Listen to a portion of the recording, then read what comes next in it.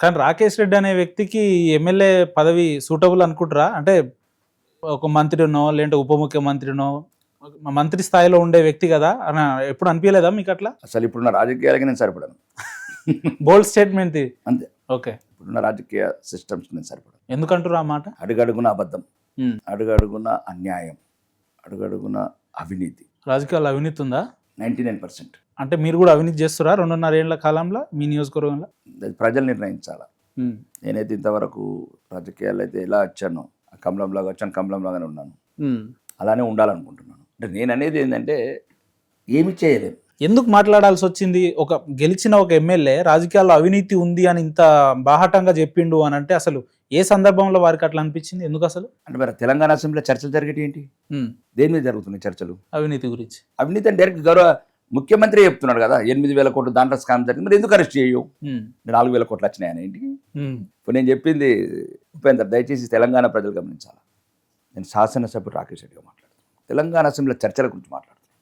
సుమారు యాదాద్రి ఆ థర్మల్ ప్రాజెక్టులలో సుమారు 8,000 కోట్లు అవినీతి జరిగిందని గౌరవనీయ ముఖ్యమంత్రి గారు ఇప్పటివరకు కేసు ఎందుకు చేయరు, అరెస్ట్ ఎందుకు చేయరు, రికవరీ ఎందుకు చేయరు? ఒకటి. రెండోది, మొన్న భూముల పంచాయతీ ఏదో వచ్చినప్పుడు పొంగులేటి శ్రీనివాసరెడ్డి గారి ఇష్యూ వచ్చినప్పుడు అప్పుడు గౌరవనీయ ముఖ్యమంత్రి మళ్ళీ లేచాడు. రాఘవ కన్స్ట్రక్షన్స్ మీద. రాఘవ కన్స్ట్రక్షన్ చర్చలలో వచ్చినప్పుడు ముఖ్యమంత్రి అన్నాడు, ఒక సభ కమిటీ వేస్తున్నాం, దీంట్లో హరీష్ రావు తమ్ముడు పేర్లతో చెప్పాడు ముఖ్యమంత్రి. నేను చెప్పింది కదా, దిస్ ఎవిడెన్స్ ఫ్యాక్ట్. అదో తెలుగు సినిమాలు ఉన్నట్లు అయితే ఇద్దరు ఎవరిని ఒకరిని అరెస్ట్ చేయాలా, ముఖ్యమంత్రిని అరెస్ట్ చేయాలా? అంటే ఇప్పుడు అయితే ఆరోపణ అంటే ఇప్పుడు ఉపేందర్ చేయడం వేరు, రాకేష్ రెడ్డి చేయడం వేరు, గౌరవనీయ ముఖ్యమంత్రి చేయడం వేరు. గౌరవనీయ ముఖ్యమంత్రి తెలంగాణ అసెంబ్లీ చేయడం వేరు, అసెంబ్లీ వేదిక. కానీ వీళ్ళందరూ ఒకటే. దొంగలు ఒకటి, చంబల్లోయ దొంగలు బయటికే ప్రజల్ని రెచ్చగొడతారు. ఆ దొంగలు ఇంట్లో రాకేష్ రెడ్డి కూడా ఉన్నాడు కదా, మరి ఇమ్మడగలుగుతున్నారా ఇంట్లో? అందుకోసం నేను అనేది నేనంతా మంచోళ్ళు, చాలా మంది మంచోళ్ళు ఉన్నారు, అలాగే ఉన్నారు, కానీ కుమిలిపోతున్నారు వాళ్ళు కూడా. అసెంబ్లీలో చూస్తాను కదా, మంచోళ్లకు మాట్లాడే అవకాశం ఇవ్వరు. ప్రజా సమస్యలు మాట్లాడినప్పుడు గొంతు నొక్కుతారు. వాళ్ళు మాట్లాడి వీడు అది తిన్నాడు, వీడి తిన్నాడు, వీడు అప్పుల పాలు చేసి మీరు వీడేం చెప్తున్నారు? ఇప్పుడు ఎవరైనా చెప్పాలి ఇప్పుడు అసెంబ్లీలో సేవంటే మరి నువ్వు 4 లక్షల కోట్లు చేసినావు, సంవత్సరానికి 80,000 కోట్లు చేసిండు పాత ముఖ్యమంత్రి. ఇప్పుడు కొత్త ముఖ్యమంత్రి సంవత్సరానికి 1,60,000 కోట్లు చెప్తున్నాడు.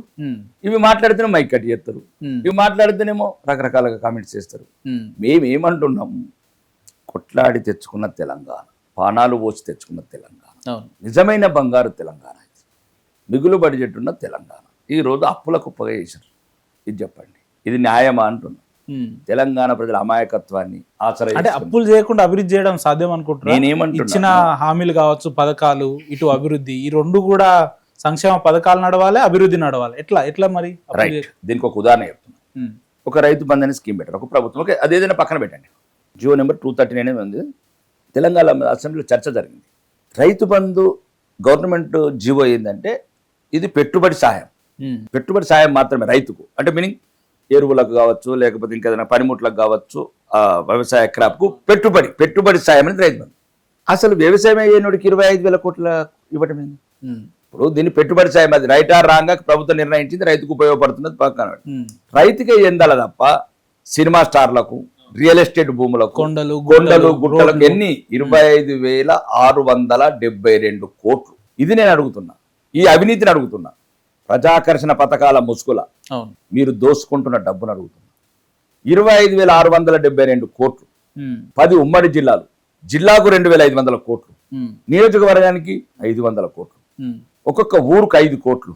5 కోట్లు ఒక్కొక్క ఊరికి ఇవ్వండి, తీయండి. ఆ కొడుకుల దగ్గర మీ చుట్టాలు, మీ బంధువులు, మీ అనుచరులు తీయండి నా కొడుకుల దగ్గర. ఆడు మొక్క పెట్టలేదు, దుక్కి దున్నలేదు, అసలు వ్యవసాయం అంటే ఏందో తెలియదు. అది ప్రభుత్వం ఒప్పుకుంటుంది, మాకు అసెంబ్లీలు ఇచ్చింది ఈ నివేదిక. ఇది నేను అడుగుతున్నాను తప్ప ఈ డబ్బులు ఇట్లా అనవసరంగా మీరు లక్షల కోట్ల అప్పులు చేసుకుంటా, తెలంగాణ ప్రజల అమాయక ప్రజల మీద అప్పులు మోపుకుంటా, ప్రతిదీ పెంచుకుంటూ పోతూ, రిజిస్ట్రేషన్ ఛార్జీలు అనుకుంటా, లిక్కర్ ఛార్జీలు పెంచుకుంటూ, మధ్యతరగతి బలహీనతలు, పేదవాడి బలహీనతలు, 20 రూపాయలు ఉన్నది 100 రూపాయలకు అమ్మి ఏం చేసుకుంటారు? ఇదంతా ఉసురు. ఏం చేసిన రాష్ట్రాన్ని ఈ దుర్మార్గులు?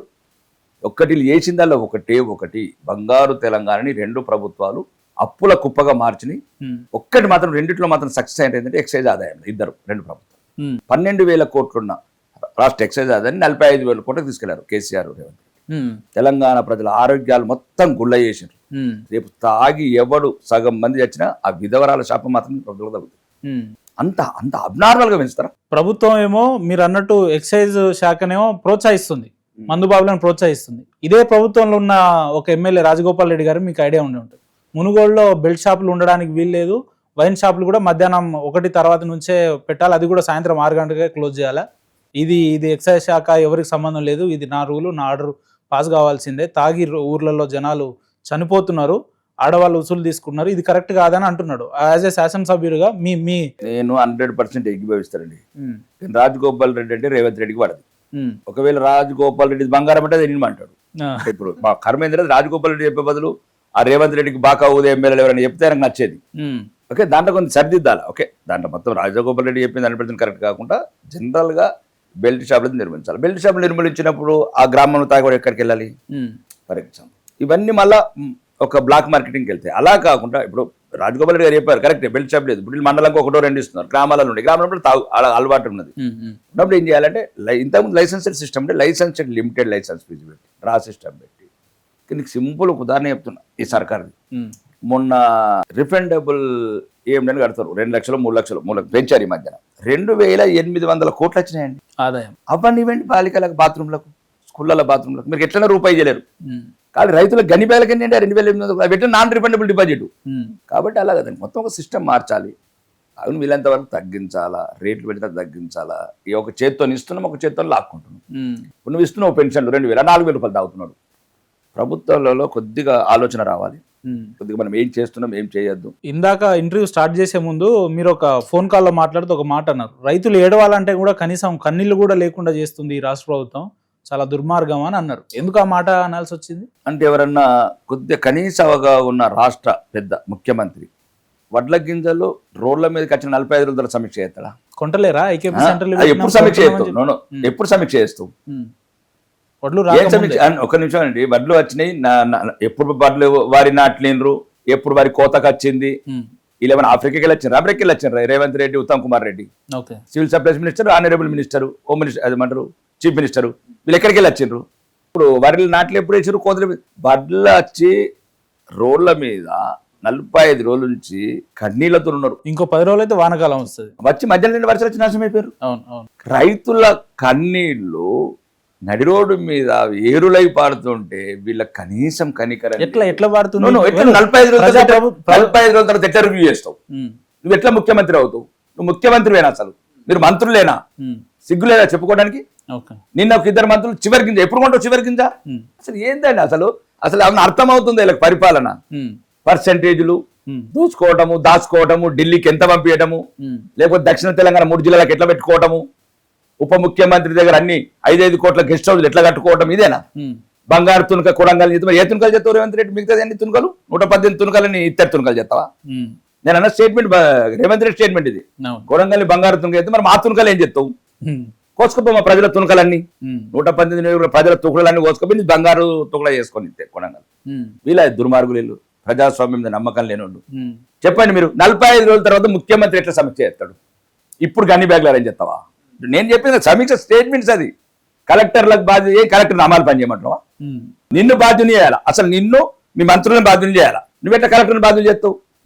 కలెక్టర్లకు ఏమి ఇచ్చినావని బాధ్యులు చేస్తావు? కలెక్టర్ ట్రాన్స్పోర్ట్ లారీలు ఇచ్చినవా? వెస్ట్ బెంగాల్ కింద వచ్చి గన్ని బ్యాగ్లు ఇచ్చినవా?